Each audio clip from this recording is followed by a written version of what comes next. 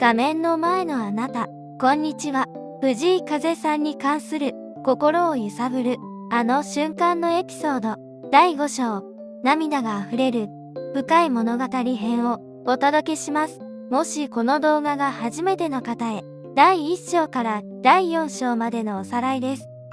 第1章から第4章のおさらい。第1から2章では、藤井風さんがどのように誕生し、ご両親からどんな教えを受けたのかをお話ししました。3歳からピアノに囲まれ、お父さんの先見の明で YouTube 時代にいち早く参入した風さん。ヘルプエバーハートネバー。常に助け、決して傷つけない。このお父さんからの人生のモットーが風さんのすべての行動の根幹に流れています。第3章では地元里省庁からの温かい祝福、象との触れ合い、復興応援ソング、お母さんへの深い愛、兄、空さんとの絆、サイン会での一人一人への真摯な向き合い方、そして岡山から伝でというお父さんの教えの真意、風さんの優しさと謙虚さ、地元への変わらぬ思いが詰まったエピソードをお届けしました。そして第4章は感動の瞬間でした。ここでは風さんが世界の舞台でどんな挑戦をし、どんな感動を生み出してきたのかをお話ししました。20代前半で単身ニューヨークへ武者修行に飛び込んだ勇気。コロナ禍という誰もが立ち止まった時代に今できることは何かと自問し、無観客ライブを決行した。その覚悟、7万人収容の日産スタジアムに観客を入れず、ピアノ1台で世界18万人に歌を届けた伝説のライブ。 NHK 紅白歌合戦で実家から東京へ瞬間移動したかのようなサプライズ演出。病気の子供たちへの慰問。そしてニューヨークアポロシアターでキーボードが落下するアクシデントの中、アカペラで歌い続け伝説を作った瞬間。世界的スターになっても常に今できることは何かと自問し続ける姿勢。その真摯な姿が多くの人々の心を揺さぶり、感動を生み出してきました。さあ、いよいよ第5章は泣ける編です。ここからは風さんの人生の中で涙なしには語れない深いエピソードをお話しします。では、風さんの人生を彩った涙の瞬間をご一緒に体験しましょう。第5章、涙があふれる深い物語。この章では風さんの人生の中で涙なしには語れない深いエピソードをお届けします。エピソード33、帰ろうが紡ぐ生と死。ファーストアルバムに収録されたバラード、帰ろう、いつか命尽きる日まで信じた道を行けという歌詞で死生観をテーマにした楽曲です。その深いメッセージが2020年のコロナ禍で多くの人の共感を呼びました。2020年9月にはテレビ朝日報道ステーションの特集で風さん自身がこの曲を披露。孤独や不安が広がる中、帰ろうを聴いて涙を流したという声も相次ぎました。風さんの紡ぐ歌が人々の心を救った実話として語り継がれています。帰ろうの歌詞に登場するあの世に帰ろうというフレーズは、人は死んだ後、魂が元いた場所へ帰っていくという意味を含んでおり、生と死を穏やかに受け入れる視点が描かれています。風さんはこの曲で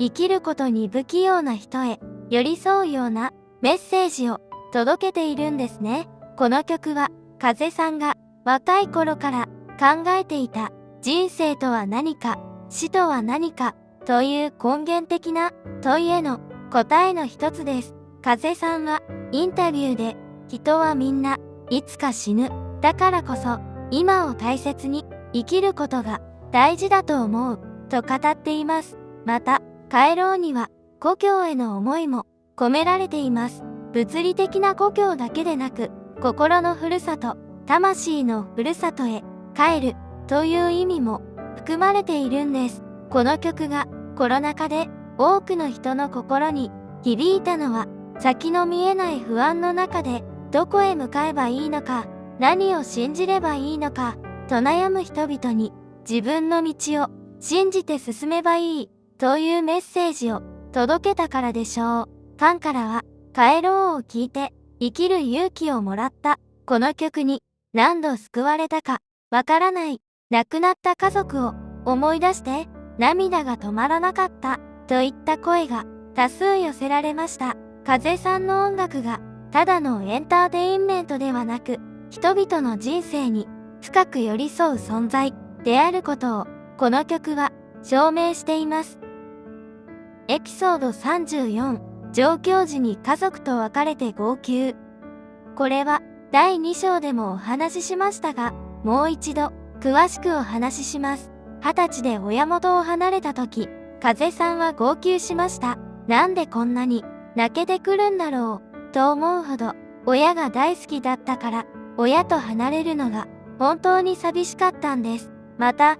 地元のみんなのことも大好きだったからこそ、その別れが辛かった。この経験は、風さんの音楽の深さと人間的な温かさに反映されています。風さんは、後のインタビューで、上京するとき、家族と別れるのが本当に辛くて、新幹線の中でずっと泣いていたと語っています。親がこんなにも大切な存在だったことを離れて初めて実感したとも話していました。この経験が風さんの家族への思いをさらに深め、Help Ever Heart Never という父の教えをより一層大切にするようになったんですね。上京後も風さんは毎日のようにご両親に電話をしてその日の出来事を報告していたそうです。親の声を聞くと安心する。どんなに忙しくても親との時間は大切にしたいと風さんは語っています。この家族への深い愛情が風さんの音楽に温かみと深みを与えているんですね。ファンの間でも風さんの家族愛に感動した。親を大切にする姿勢が素晴らしいといった声が多く聞かれます。エピソード35、ダンサーと涙を共有した瞬間。ライブやミュージックビデオの撮影で風さんはダンサーたちと共に感情を表現します。ある撮影の時、風さんとダンサーが涙を流しながら抱き合う場面があったそうです。音楽を通じて深い感情を共有する、その瞬間の美しさにスタッフも涙したと言います。風さんはダンサーたちとの共演について、一緒に音楽を作り上げていく仲間、同じ思いで表現できることが本当に幸せと語っています。特にミュージックビデオグレースの撮影では、風さんとダンサーが深い感情を共有する場面が多くあり、撮影現場は感動に包まれたそうです。風さんはダンサー一人一人の個性を尊重し、それぞれの表現を大切にする姿勢を持っています。みんなが自分らしく表現できる環境を作りたいという風さんの思いが、ダンサーたちとの深い信頼関係を生んでいるんですね。ライブでも風さんとダンサーの一体感は素晴らしく、観客を感動の渦に巻き込みます。風さんとダンサーの表現に圧倒された。音楽と踊りが完璧に融合していて涙が出たといった声が多数寄せられています。風さんにとってダンサーはただの共演者ではなく、音楽という同じ言語で語り合える大切な仲間なんですね。また、